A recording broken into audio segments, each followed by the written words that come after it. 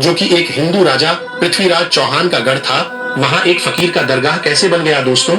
अजमेर में उस वक्त एक मंदिर हुआ करता था जो अजमेर का सबसे बड़ा मंदिर हुआ करता था, और वह मंदिर सिर्फ राजाओं और रानियों की पूजा के लिए खास हुआ करता था। मंदिर के साथ ही एक तालाब था जिसका नाम अना सागर था। हिंदू उस तालाब के पानी को बहुत ही बरकत वाला, पवित्र समझते थे। उनका मानना था कि जो इस तालाब में नहा ले उसके सारे पाप धुल जाते हैं। उस मंदिर में रात को इतने ज्यादा दिए जलाए जाते थे कि सिर्फ एक ही रात 3.5 मन तेल उन दियों में इस्तेमाल होता था। आसपास के गांव देहात मंदिर के नाम थे और इन देहातों की आमदनी मंदिर पर खर्च हुआ करती थी। मंदिर में हजारों नौकर थे जिनका काम आने वाले लोगों की सेवा और देख रेख करना था, और वो बताया करते थे कि कौन सा भगवान बेटे देता है और कौन सा देवता सेहत और तंदुरुस्ती देता है और किस मूर्ति की पूजा करने से दौलत बढ़ती है। ख्वाजा गरीब नवाज रहमतुल्लाह अल वहां आए और अना सागर की कुछ दूरी पर चटाई बिछाकर अपने मुरीद के साथ बैठ गए। असर का वक्त था, लिहाजा आप ख्वाजा साहब ने हजरत कुतुबुद्दीन रहमतुल्लाह अलैह से अजान देने को कहा। कुफर शिर्क से भरे अजमेर में अल्लाह के एक होने और हजरत मोहम्मद सल्लल्लाहु ताला अलैहि वसल्लम के रसूल होने का यह पहला ऐलान था। वहां रहने वाले लोग इस्लाम के बारे में कुछ भी नहीं जानते थे। चुनांचे अजान की आवाज सुनकर वह हैरान हुए और अपने घरों से निकलकर सब ख्वाजा गरीब नवाज और उनके मुरीद को देखने लगे, और अना सागर के पास भीड़ लग गई। ख्वाजा गरीब नवाज और उनके मुरीद ने अना सागर के पानी से वजू किया और नमाज पढ़ना शुरू कर दिया। सब हिंदू हैरान रह गए। वे सोच रहे थे कि सब भगवान तो मंदिर के अंदर है, तो ये लोग खड़े होकर कौन से भगवान के आग झुक रहे हैं। शाम हुई तो राजा के ऊंट जो दिन में चरने के लिए गए थे अपने चरवाहों के साथ वापस आने लगे। इत्तेफाक की बात थी कि जहां हजरत ख्वाजा गरीब नवाज बैठे थे वह जगह राजा के ऊंटों के बैठने की जगह थी। चरवाहों ने बाबा साहब से कहा कि ओ बाबा साहब, यहाँ से उठिए, क्योंकि यह जगह राजा के ऊंटों के बैठने की जगह है। ख्वाजा मोइनुद्दीन साहब ने फरमाया, इतना मैदान खाली पड़ा है, ऊंट तो कहीं भी बैठ जाएंगे, क्यों बेवजह हमें तंग करते हो? वह लोग नहीं माने और मुसल्ला उठाकर इधर उधर करने लगे और ख्वाजा साहब से बदतमीजी करने लगे। और उन लोगों ने आखिरकार बहुत बदतमीजी से कहा कि यह राजा के ऊंटों के बैठने की जगह है और इधर राजा के ऊंट ही बैठेंगे, तुम लोग कहीं और अपना मुसल्ला बिछा लो।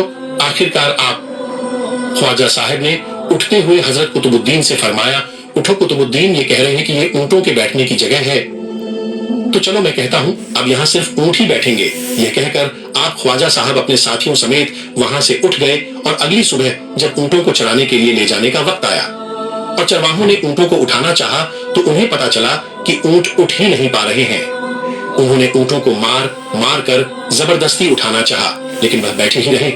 चरवाहे परेशान हो गए कि जो ऊंट उनके एक इशारे पर उठ खड़े होते थे आज क्यों नहीं उठ रहे हैं। आखिरकार उन्हें याद आया कि कल उस बाबा ने कहा था कि चलो अब यहाँ ऊंट ही बैठे रहेंगे।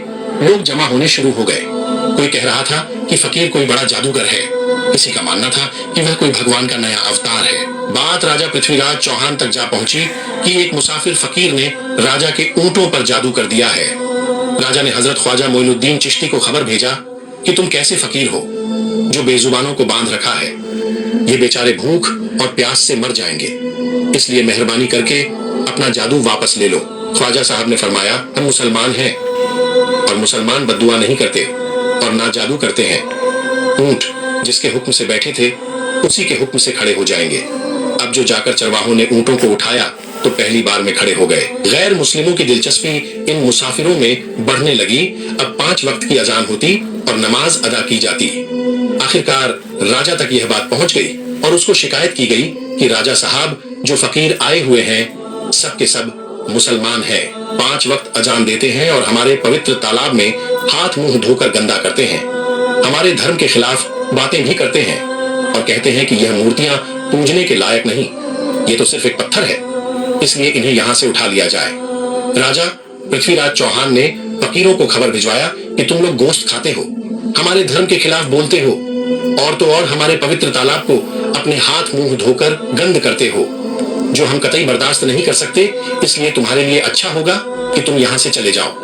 ख्वाजा साहब ने फरमाया, और भी तो दुनिया आती है, सिर्फ हमारे ही पानी लेने से आखिर क्या फर्क पड़ जाएगा। राजा कहने लगा, वह सब हमारे धर्म और हमारे मजहब के लोग हैं और तुम दूसरे धर्म के हो।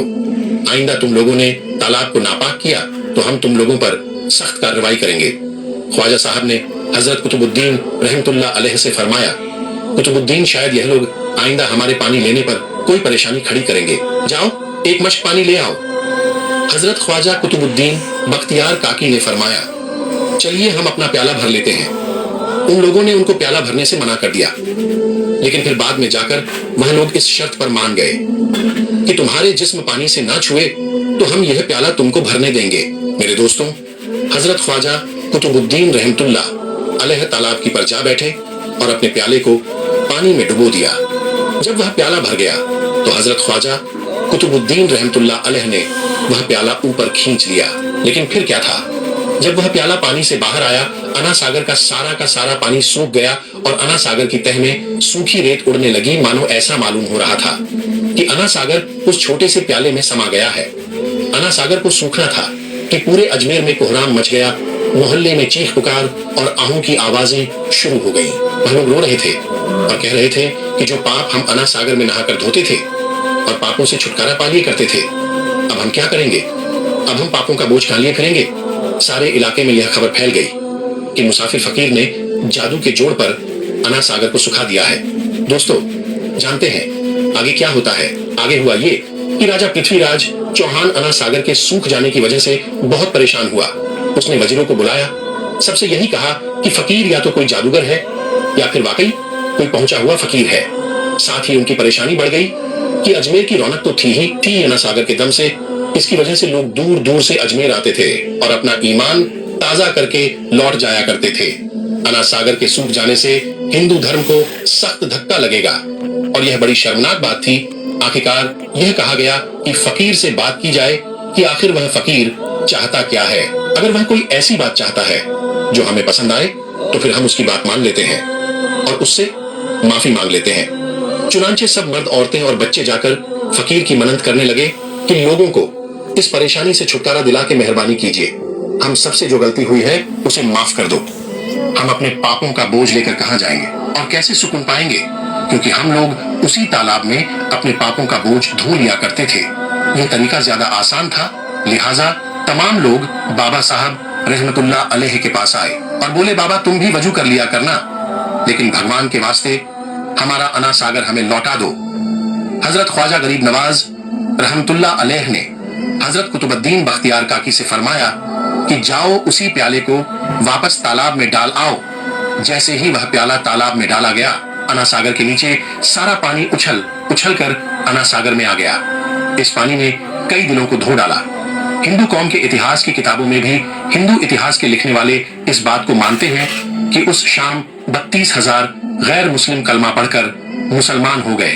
उन गैर मुस्लिमों के मुसलमान हो जाने से हिंदू पंडितों और आम हिंदुओं पर भी गुस्से का तूफान खड़ा हो गया और वह सोच में पड़ गए कि फकीर अगर कुछ दिन और रहा तो देवी देवताओं का नाम लेने वाला कोई नहीं रहेगा। लिहाजा लोगों ने राजा को मजबूर किया कि जल्द से जल्द कुछ किया जाए। राजा ने मंदिर के बड़े पंडित रामदेव को बुलाया और उसे बाबा साहब से मुकाबला रखकर जल्द से जल्द उन्हें हराने और अजमेर से बाहर निकाल देने का हुक्म दे दिया। रामदेव अपने वक्त का माना हुआ पंडित था, जिसके इल्म की काबिलियत की दूर दूर तक धूम मची हुई थी। दरअसल पंडित शैतानी और जादुई ताकतों का मालिक था। उसने राजा पृथ्वी को यह यकीन दिलाया कि जल्द ही राजा कोई अच्छी खबर सुनेगा। रामदेव बाबा ख्वाजा साहब रहमतुल्लाह अलैह